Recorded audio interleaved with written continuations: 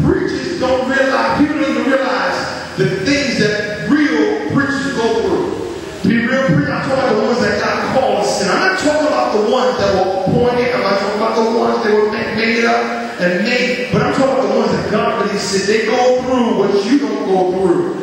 When you go to sleep at night and lay in your pillow, snoring and drooling, turning from the right to the left, because of the ministry and call that God gave them and the concern and burden for souls, they're up all night praying and toiling and seeking the face of God for God's direction. Even more as a deliverance preacher, that a lot of times when you go to sleep, they don't go to bed until the chickens come up. And when they go to bed, they don't sleep all the way through because even their sleep is restless and they're not wrestling in their sleep due to the fact of the things that they're dealing with. But God is asking a question today: who can I send?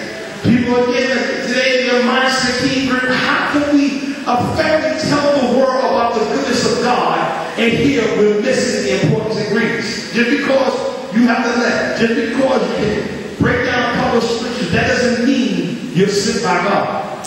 The Bible clearly states to us that many have been called and a few chosen. That scripture goes two ways. The call is the call, universal call of salvation, and God has chosen and selected a certain few to be saved. Then the next thing is there's a call to preach and chosen for special service. We have many preachers that God called in this world to preach, for that's all they are, as preachers and teachers, nothing else. But there's a selected few men that God gives them a special charge, a special job, such as apostles and prophets, and they give a special gifting that they got to go through a long, tedious preparation process in the wilderness. That when God brings them out, that they stand before you, you will see the God in them and not in themselves.